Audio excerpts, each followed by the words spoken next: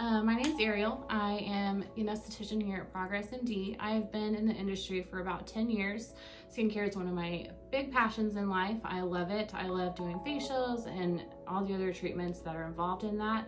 And I'm excited to educate all of you about a little bit of skincare today. So if you have congested pores, blackheads, any acne, or even just dull looking skin, the detox facial is a great option. It's good for most skin types. It's an active choice of glycolic, lactic, and salicylic acids. It also has benzoyl peroxide too, so that's going to help dry up any of that inflamed acne that you might have. It also will loosen up blackheads. It's going to kill bacteria, remove excess debris in the skin as well. It will reduce inflammation, which will leave the skin feeling purified, clear, and hydrated. Another option to do if you don't want to do the detox facial is you can do one of our quick peels. It would be either a glycolic or a lactic peel just based on your skin type. That's going to help remove like keratinization. It's going to help soften the skin as well as treat mild to moderate acne, and then minimize pore size as well. If you aren't sure which one you want to do, of course you can always just come in for a consultation and we can decide what will work best for you. So I do want to talk about what melasma is and what causes it. Overall, hyperpigmentation is just a big umbrella term for darkening of the skin that is surrounding different areas in the face.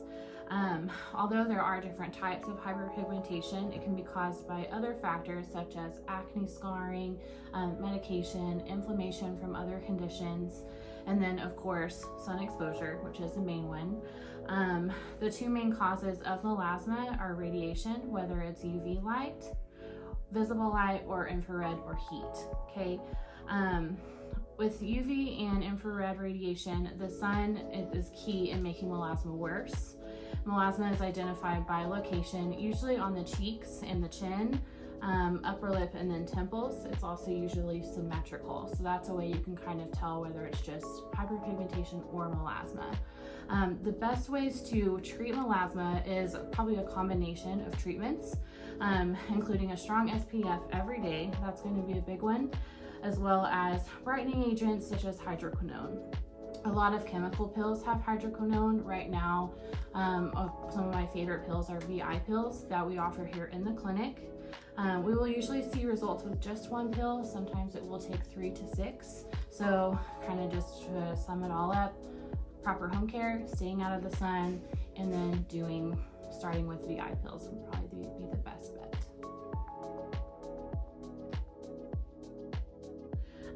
Good rule of thumb is to just use the directions that are on the SPF packaging. Usually if you're out in the sun for an extended period of time, you're going to want to apply every 2 to 3 hours. Now, if you're indoors, your best bet is at least a couple of times a day. Don't forget about driving too. I like to also apply the SPF to the back of the hands. That's a big one, especially on that right side. If you're wearing makeup, a good thing to do is to start off with a solid SPF base in the morning after you do your normal skincare routine. Then you can go on after that and apply your makeup. If you're wanting to reapply, a good approach is using an tinted SPF like a BB or CC cream. It's gonna make things easier to touch up throughout the day because you're not having to go in on top of regular foundation applying a sunscreen. If you do require a heavier coverage for your makeup, you can also get a powder form of SPF to go on top. That's also a great option if you tend to be on the more oily side, as sometimes SPF can appear a little, greasy on certain skin types as well. So combo skin can definitely be tricky. Nothing really causes combination per se as it's genetic, but certain things can trigger it, like hormones and seasonal shifts. One of the biggest issues is that often people with combination skin are afraid of moisturizer and sunscreen because they're generally associated with creating more oiliness. In fact, that's not true. Using the right products and using them properly might actually help and control that oil production. Your best bet is starting with a good cleanser containing salicylic acid. No matter your skin type, you also still need to use moisturizer, like I said. Best moisturizers to use are water-based, oil-free, non-comedogenic are going to be the best things to choose from. Typically, you also want to exfoliate 2 to 3 times a week using an AHA, BHA toner or exfoliant pad. My preferences are the AHA, BHA because they tend to be less abrasive than like a physical scrub. To kind of a good baseline to start off for your ingredients in your skincare routine is hyaluronic acid. It's ideal for your face. It hydrates the skin without the greasiness. A lot of serums and moisturizers already have that hyaluronic acid in there, or you can just buy it by itself. Another ingredient, like I said, is that salicylic in a cleanser. That's going to help regulate oil production. Lactic acid is an AHA, and that acts as a mild exfoliant. And then last but not least, antioxidants. So a good vitamin C serum is going to help protect the skin from any damage and help prevent like irritation and sensitivity. Yes, you absolutely can. If you do have a beard, you don't need to shave.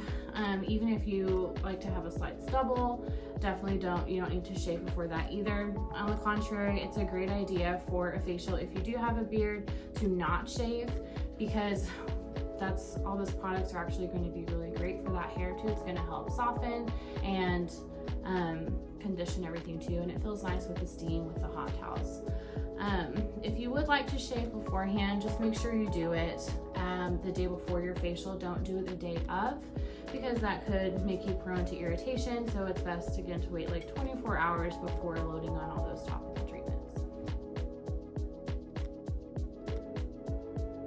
Okay, so let me preface this by saying generally over-the-counter products are not going to be as effective as professional products.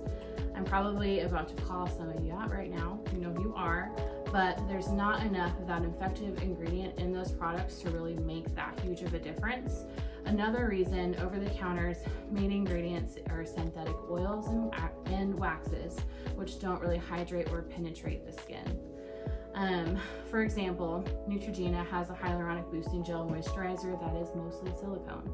So it's superficial. It's not going to do much other than just create a barrier on top of your skin. It's not really going to absorb.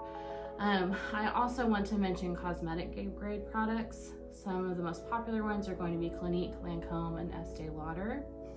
These have more botanical ingredients, so they're a little bit better than those over-the-counter, meaning less wax and less oils compared to the over-counter products. However, they still contain synthetic ingredients and fragrances. All of that doesn't mean that all over-the-counter products are bad. There's still some great options out there that can deliver great results without breaking the bank. So you just kind of have to look at your ingredients and make sure that you're picking something good. A few of my favorites, if you have combination skin, as I mentioned earlier, getting a water-based moisturizer is going to be great. La Roche-Posay has a double repair face moisturizer that's really good. Also for more oily skin types, La Roche-Posay has a matte face moisturizer that's great. If you have dry or mature skin, Derma E has a great one. It's an antioxidant day cream, and that one also has hyaluronic acid in it. So those 3 are good bets. If you have questions, you can always feel free just to contact us and we can put you in the right direction too. So if you really want your skin to have a nice glow, I recommend doing a hydrofacial or our Brighten and Revive facial every 4 to 6 weeks. Consistency is key if you want to have more hydrated, a bright, plump, and clear complexion. Plus, it can also improve signs of aging. Throwing in some IPL treatments, maybe a few chemical pills will also help. If you're wanting to get into a more customized treatment plan, we do have a full skin analysis and treatment plan available where we will do a mini facial and send you some product to take home as well. So if you aren't sure where to start, I definitely recommend scheduling that as well.